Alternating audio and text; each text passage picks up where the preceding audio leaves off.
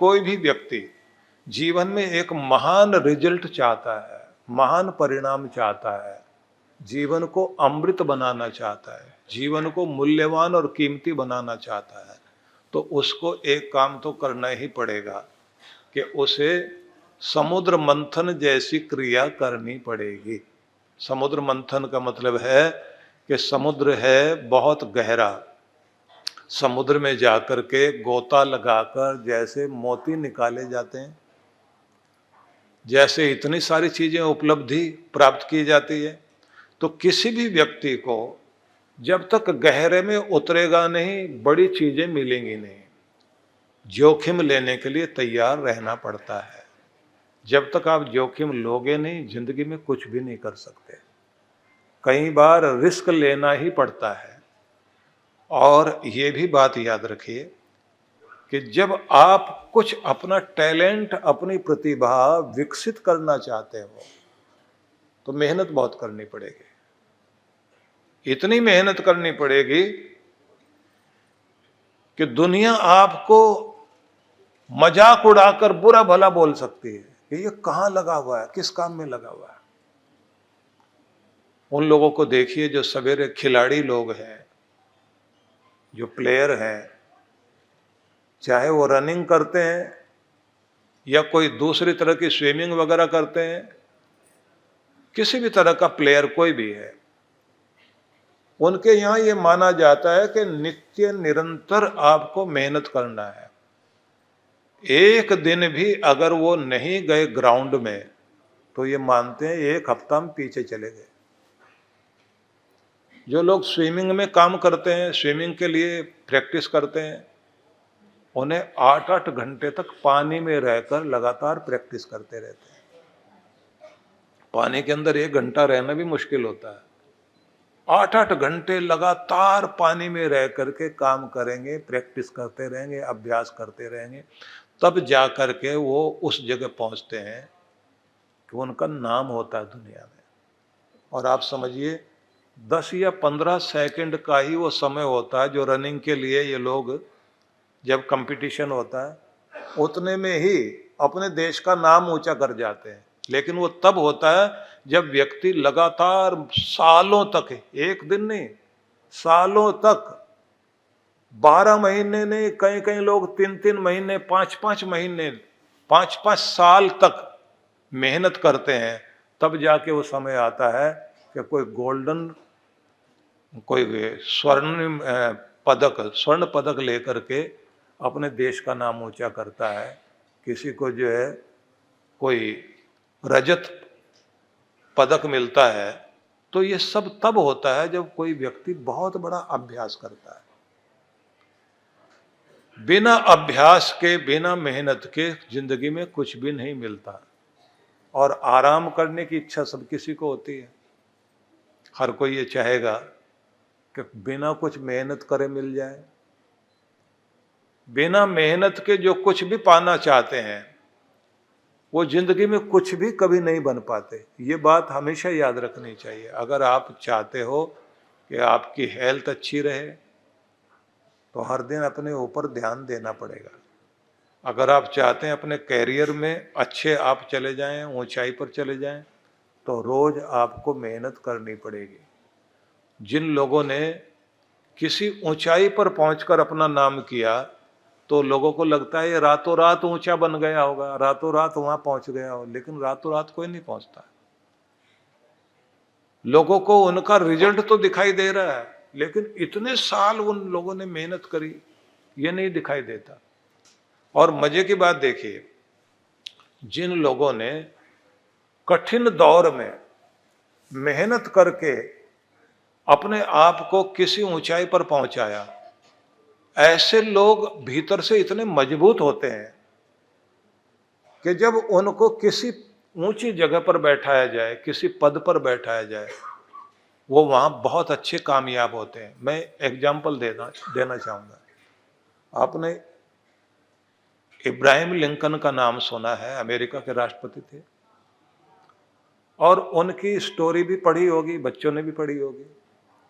कितने गरीब और कितनी मजबूरी में उन्होंने अपनी पढ़ाई की, और ये भी सबने पढ़ा है कि किस तरह से वो अपनी जिंदगी में शुरू शुरू में फेल होते चले गए। चुनाव लड़ा तो चुनाव में भी सफल नहीं हुए,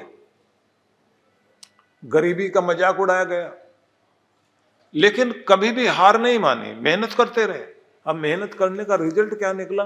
वो भीतर से बहुत मजबूत होते चले गए, इतने मजबूत हो गए कि जब वो अपने देश के राष्ट्रपति बने, प्रेसिडेंट ऑफ अमेरिका बने, और उस समय जो है उस देश की हालत बहुत अच्छी नहीं थी। पूरा देश जो है सिविल वार से, गृह युद्ध से जूझ रहा था उस समय। तो एक मजबूत आदमी ऊंचे पद पर आकर बैठा, उसने अपने देश को मुसीबत से बाहर निकाला और इतना बड़ा मजबूत देश बनाने में योगदान दिया कि अमेरिका आज जो कुछ दिखाई देता है उसमें उनका बहुत बड़ा योगदान है, इब्राहिम लिंकन का बहुत बड़ा योगदान। क्योंकि मजबूत आदमी ही मजबूत बना सकता है, शक्तिशाली ही दूसरों को शक्तिशाली बना सकता है। मनोबल जिसका मजबूत है वही दूसरों का मनोबल मजबूत कर सकता है। जो डरावा आदमी होता है वो दूसरों को डरा तो सकता है, वो कभी भी ताकत नहीं दे सकता। जिसने अपने भीतर ताकत पैदा की है वही दूसरों को बाहर मुसीबत से निकाल सकता है। अब दूसरा उदाहरण देना चाहता हूं आपको, लाल बहादुर शास्त्री, जिन्होंने पढ़ाई करते समय 10 किलोमीटर दूर पढ़ने के लिए जाया करते थे। और कितनी बार तो ये होता था, हमारे देश के प्रधानमंत्री रहे ना, और रहे भी ज्यादा दिन नहीं, 18 महीनों तक उन्होंने राज किया। और उस समय जब पाकिस्तान के साथ में उन्हें युद्ध भी लड़ना पड़ा, तो उनके बारे में आप समझिए कि यहां तक भी हुआ कि कई बार तो वो जाकर के सवेरे स्कूल के लिए गए तो खाने के लिए सिर्फ चने, भुने हुए चने लेकर के जाते थे, उसी को चबा लिया और पानी पी लिया। एक बच्चा इतनी मेहनत कर रहा हो, भूखा प्यासा मेहनत करता हो। और एक लेखक ने तो ये लिखा कि वो नदी पार करते थे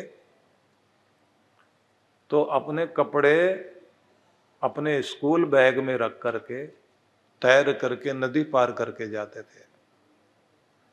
बड़ी अलग अलग तरह की कहानियां उनकी मिलती हैं, लेकिन मैं आपको ये बताना चाहता हूं कि बचपन में जो उन्होंने इतनी मेहनत करी उसका परिणाम ये हुआ, पढ़ाई तो करी पर भीतर से मजबूत हुए।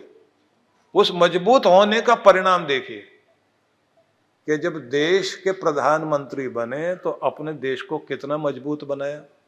18 दिन की लड़ाई पाकिस्तान के साथ हुई और 18 महीने उन्होंने राज किया, प्रधानमंत्री रहे। 18 दिन के युद्ध में पाकिस्तान को घुटनों पर ला करके खड़ा कर दिया और अपने देश को जिता करके दिखा दिया।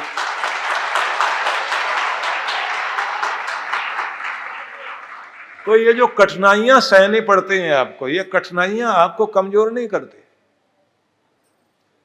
लाला लाजपत राय के साथ, भारत देश के क्रांतिकारी थे ना लाला लाजपत राय, उनके साथ में एक बार सम्मेलन कोई था आगरा में, तो लाल बहादुर शास्त्री गए हुए थे वहां। और दोनों ही उस समय,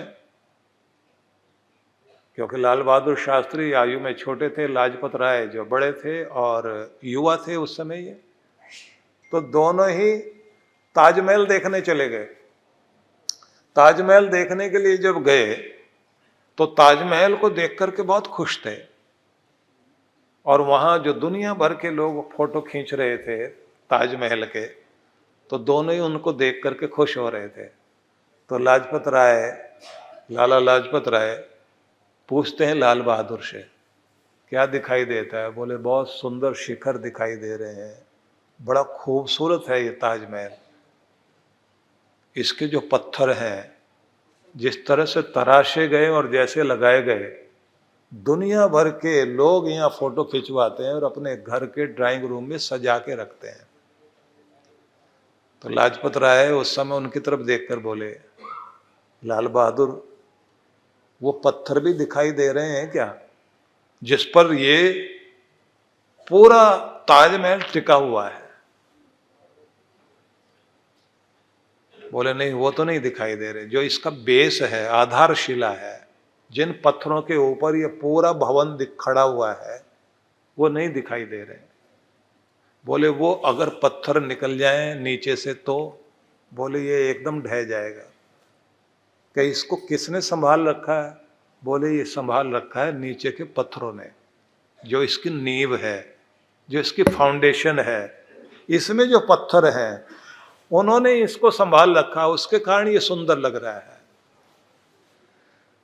तो फिर वो बोले, अच्छा एक बात बताओ, अपने देश को भी ताजमहल से भी ज्यादा सुंदर बनाने के लिए तुम भी काम कर रहे हो, हम भी काम कर रहे हैं, तो ऊपर वाले पत्थर बनना चाहते हो या नींव का पत्थर बनना चाहते हो?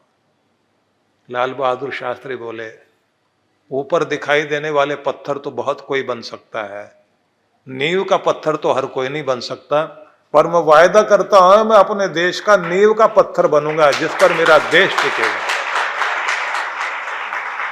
जिसके